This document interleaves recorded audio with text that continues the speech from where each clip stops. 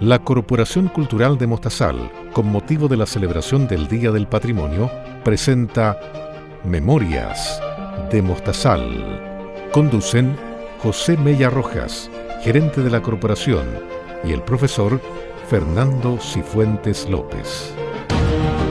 Hola a todos, mi nombre es José Mella, gerente de la Corporación Cultural de Mostazal, y celebrando lo que son este Día de los Patrimonios que se celebra durante esta semana, hemos querido, como de parte de las iniciativas que estamos desarrollando, crear un ciclo de conversación y de entrevista con el profesor aquí presente, Fernando Cifuentes López, para hablar de nuestra comuna, hablar un poco de nuestra historia, de nuestra memoria, y así con darle, ¿no es cierto?, este realce y este rescate que queremos como corporación cultural darle a nuestra comuna.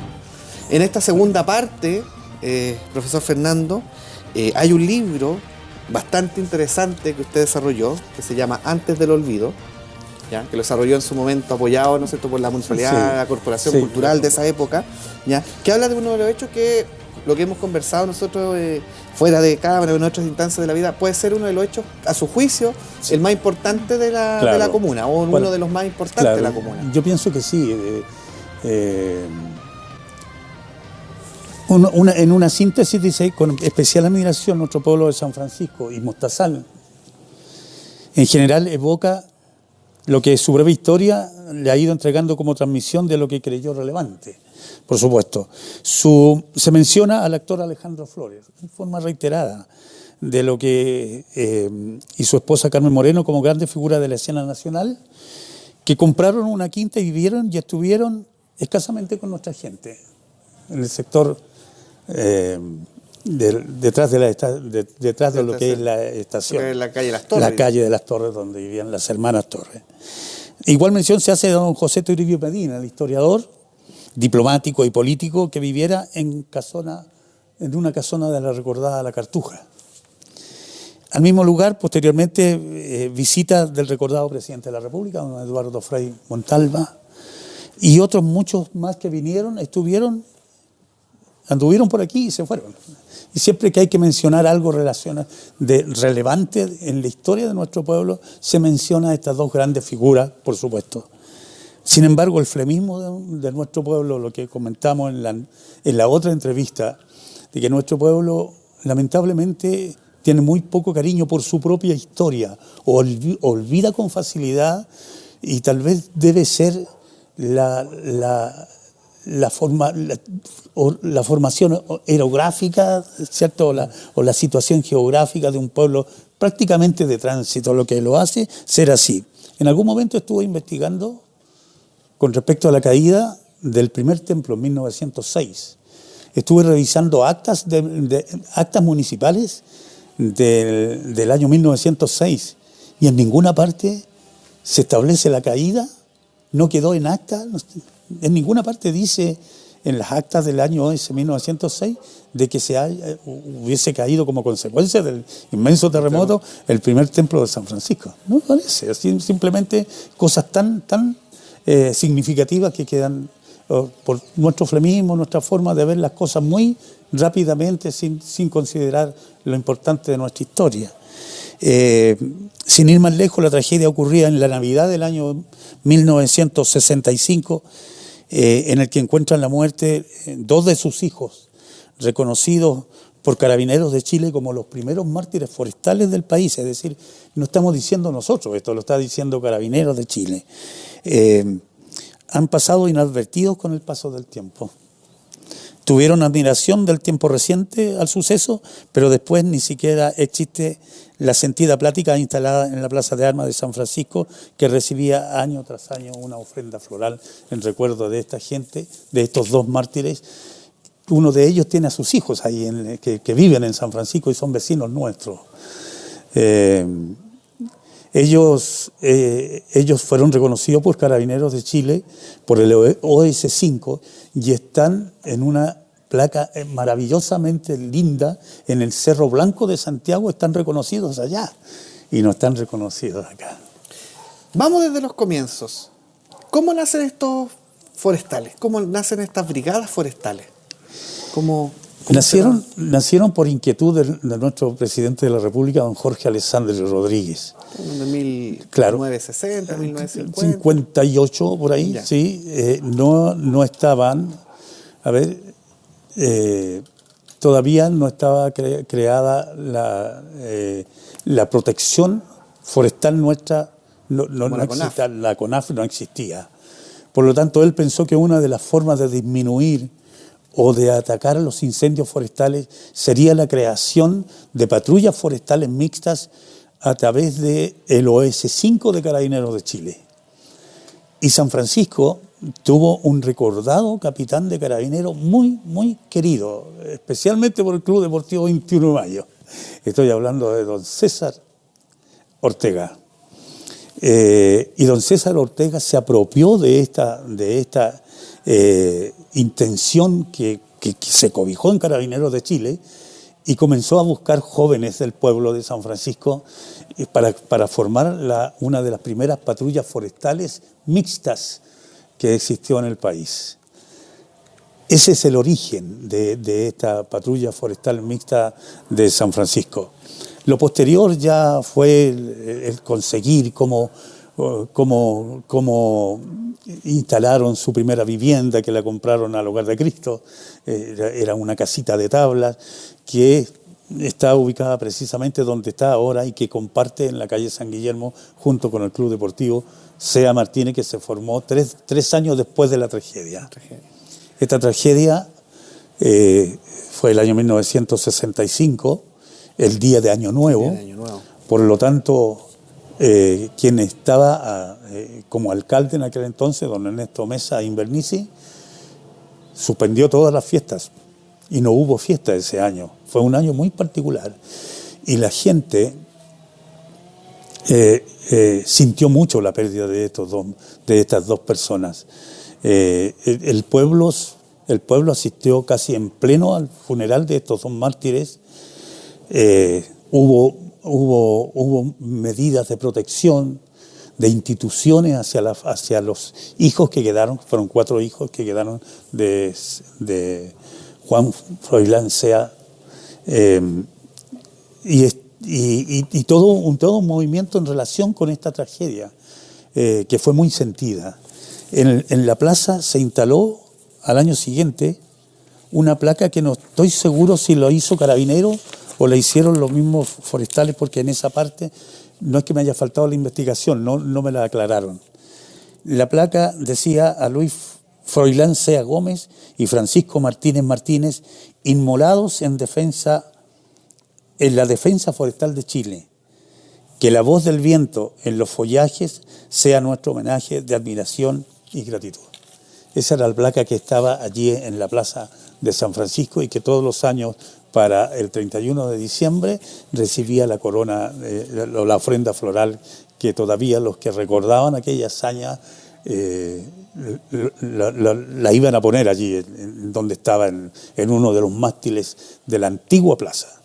Sin embargo, el tiempo pasó y ya no hubo forestales, porque después se creó CONAF y ya las patrullas forestales tendieron a desaparecer. Y los forestales de San Francisco crearon un club deportivo recreativo y después se juntaron precisamente con el Club Deportivo Sea Martínez, que se formó el año 1968. Allí ganaron ellos, como club, ganaron el campeonato de fiestas patrias de ese año, que se hizo en la cancha San Pedro, que estaba frente al actual consultorio. Así es que, y allí se formó el Club Sea Martínez. Afortunadamente, había una calle que quedó como un pasaje F y que después se amplió como calle en el sector de la Copa, del sector de la Copa, y los 22 residentes de allí, junto con la edición del libro, permitieron de que le cambiásemos el nombre y que esa calle llevase el nombre no de ya calle F, sino que simplemente calle Sea y Martínez. Bueno, y ahí también tenemos otro espacio que es, por así decirlo, bueno, contextualizando un poco también, esto ocurre en el Cerro Chayay. En el ¿cierto? Cerro Chayay, sí. Ocurre en el Cerro Chayay, este llamado incendio el día 31 de diciembre del 1965. va esta patrulla forestal y desgraciadamente ahí tenemos, ¿no es cierto?, estos dos mártires. ¿Está clarificado cómo fueron los sucesos ahí? El suceso fundamental, digamos, lo que le ocurrió a Martínez, ya sea, ellos comenzaron a atacar, los medios que tenían para atacar el fuego eran muy rudimentarios. Por lo tanto, ellos comenzaron a ascender con el viento a la espalda y pudieron ir atacando. Sin embargo, al llegar a cierta cima, se encontraron con el viento en contra, con un viento norte que lo obligó a retroceder. Lamentablemente, en el retroceso, urgidos también por la situación, rodaron, cayeron y fallecieron casi instantáneamente. Todavía hay testigos de aquel lamentable accidente, y está precisamente el lugar donde ellos cayeron. Se levantó al año siguiente una cruz, sí, que es la que nosotros vemos del camino. Esa cruz tiene una novedad, era algo que se desarmó en San Fernando y que fue regalado con este propósito, conseguido por el alcalde de aquel entonces, don Juan García Huidobro. Y don Juan García Huidobro le pidió que construyera esa enorme cruz a un gran amigo de San Francisco, a don Beto Magia. Él construyó, es una cruz metálica, él la construyó, tengo entendido que tiene 7 metros de altura, y como motivación y como recuerdo a este accidente, a este triste y lamentable suceso, en alguna oportunidad los socios y jugadores del Club Deportivo C.A. Martínez, haciendo un homenaje, han ido y la han pintado, tengo entendido, un par de veces. Sí. Bueno, aquí no sé si se alcanza a ver, pero se ve ahí en el libro, ¿no es cierto?, que usted realizó. No sé si me puede ayudar desde la cámara. Se ve ahí un poco la placa, ¿ya? Si no, ahí con los efectos de imagen podemos después mostrarla. La placa que Carabineros de Chile tiene ahí, claro, en el Cerro Blanco, ¿me dijo? El Cerro Blanco. El Cerro Blanco, ahí en Recoleta, sí, claro, que en Recoleta. Falta ahí reconocimiento, claro, quizás de esa parte. Yo pienso que cuando se menciona la relevancia de la comuna o la parte histórica, la breve historia que puede tener la comuna, no se menciona esto que es fundamental para la historia es decir, debiera de existir algo que motivara o que hiciera sentirse orgulloso a la gente de San Francisco. Estas dos personas, que son los primeros mártires forestales del país, eran de aquí, de nuestro pueblo. Ya. Y eso lo lleva a crear ciertamente este libro. Claro, ¿ya? El libro se creó precisamente porque como una medida, como un homenaje del pueblo de San Francisco, porque con muy buena intención, por supuesto, se hicieron trabajos de mejoramiento a la plaza, y la empresa que se hizo cargo de esa reforma o a aquella modernización de la plaza, se llevó dentro de los escombros, se llevó la placa. Y la gente lo sintió, mucha gente lo sintió. Y eso obligó, por supuesto, a ver la posibilidad de hacer algo y de encontrarme con la historia, que me fue facilitada enormemente por doña Jacqueline Sea, que es amiga, junto con su esposo, la posibilidad de que ella me facilitara una cantidad grande de fotografías que hablaban de esta tragedia, y que fue importante. Esa es la que está aquí dentro, claro, de este libro. La que fue importante para la edición de este libro, que se llama Antes del Olvido, precisamente por aquella razón, porque nosotros tendemos a olvidar lo nuestro. Yo creo que una de las cosas, y aquí voy a hacer una opinión más que una pregunta, no hace falta, como decíamos, estos espacios de memoria, estos espacios de recordar, y se hace falta quizás nuevamente recuperar esta placa. Yo sé que ustedes están con un grupo de personas, por así decirlo, tratando de luchar, de volver a armar esta placa. Claro. Cuéntenos ahí. Sí, hay un grupo de gente que es la gente que más se apega a la tradición de pueblo. Nosotros nos juntamos a conversar y dice, bueno, se perdió el pueblo. Ya no tenemos esto, ya no tenemos esto otro, ya no tenemos esto. y ellos dicen, bueno, ya no sigamos pidiendo, hagámoslo nosotros, hagamos un grupo de amigos que vamos a mandar a hacer una placa, vamos a juntar los recursos y vamos a hacer la placa, vamos a pedir al municipio que nos ceda el lugar, eso sí, relevante, importante, donde queremos instalarla. No puedo dar nombres todavía, pero claro, es gente que nació en San Francisco y que vivió y que perteneció incluso a la patrulla forestal mixta de Carabineros de Chile. ¿Y este casco? Es un casco que lo tiene el hijo del mártir, el hijo de Luis Sea Gómez. Él tiene el casco y él me lo facilitó para poder Jaime Sea.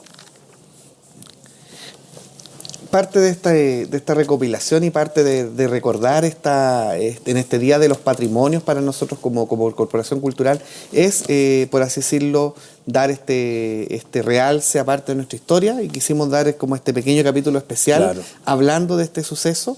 Ya no sé si se nos queda ahí alguna parte, algún suceso, algo más que podamos acotar dentro de esta historia de C.I. Martínez. De esta historia, no, es decir, simplemente recordar o mencionar las cosas que como pueblo nosotros teníamos y que se han ido perdiendo. Si bien es cierto, por allí había una parte de injusticia en la parte política, simplemente porque los alcaldes de cierto periodo anterior a la nacionalización del cobre tuvieron para hacer obras la famosa ley del cobre, y la ley del cobre no era otra cosa que una erogación, tal como lo hace la municipalidad de Mostazal con las platas casinos. Bueno, la municipalidad de Machalí erogaba una cantidad de dinero por la antigua provincia de O'Higgins. Eran algunas comunas, y dentro de esas comunas estaba la comuna de San Francisco de Mostazal. Y allí teníamos nosotros un estadio iluminado que era el único en el sector. No había otro estadio iluminado de una municipalidad como el que tenía San Francisco. Por eso se hicieron muchos años campeonatos nocturnos que insinuaban al deportista, al futbolista que estaba en un club de barrio, ir a jugar de noche. ¿Cómo era jugar de noche con luz artificial? Eso lo tenía San Francisco, pero también tenía piscina. Y una de las maravillosas piscinas que venía gente de todo el mundo a la piscina de San Francisco porque era muy hermosa, aunque su agua era helada porque era agüita de noria. Pero también tenía un cine municipal donde se daban, es decir, y baños públicos. Mientras San Francisco tenía todos esos lujos, infortunadamente todo el sector cordillera todavía pisaba el barro en el invierno. Entonces hubo cosas de las cuales gozamos nosotros, pero después ya afortunadamente se fue equilibrando más lo que fueron las obras y fueron apareciendo recuerda la gente, casi anecdótico el hecho de que en el año 1900, me da la impresión del 60-61 pudo haber sido. No me voy a arriesgar con la fecha, pero la ley del cobre encontró como alcalde de la comuna a don Jesús Díez Martínez. Y don Jesús Díez Martínez tomó la plata y pavimentó el camino desde la carretera hasta Conde de la Conquista. Listo. Ahí haciendo justicia un poco con el sector cordillera, que es un tema que siempre también se da hoy hasta el día de hoy. Mucho antes de que se pavimentara el camino a Codegua. Exacto. Bueno, parte de lo que son los últimos años lo vamos a tomar en esta tercera y última parte que nos va a tocar y que vamos a presentar en los próximos días, así que lo vamos a dejar hasta ahí por ahora. Perfecto. Así que agradecer nuevamente este baño de sabiduría y de conocimiento de nuestra comuna nuevamente, y a todos los que nos están acompañando, gracias por seguir este segundo capítulo de este pequeño ciclo de conversación sobre nuestro patrimonio, sobre nuestra historia de la comuna, y lo dejamos cordialmente a la tercera parte, en la cual vamos a hablar ya de estos últimos 30, 40 años de Mostazal y lo que nos pueda deparar para el futuro. Así que mi nombre es José Mella, gerente de la Corporación Cultural, y nos estamos viendo en una próxima oportunidad. Hasta pronto. La Corporación Cultural de Mostazal, con motivo de la celebración del Día del Patrimonio, presentó Memorias de Mostazal, junto a José Mella Rojas, gerente de la corporación, y el profesor Fernando Cifuentes López.